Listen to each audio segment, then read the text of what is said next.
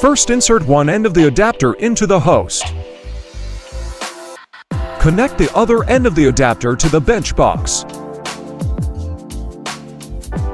The other end of the bench box is connected to a colored jumper.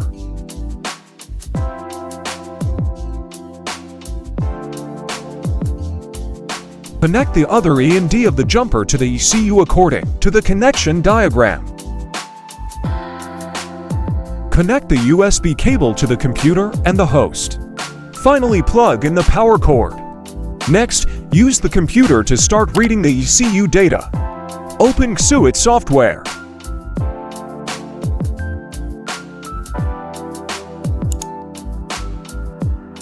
First, select the ECU model BMW MD1. Take a look at the wiring diagram. Click Connect to start to read ECU information. Follow the prompts to turn on the switch on the jumper.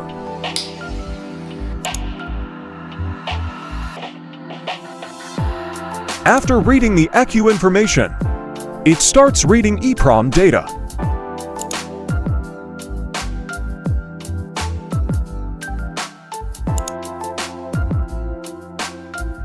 Save the file to the desktop and name it to finish the data reading.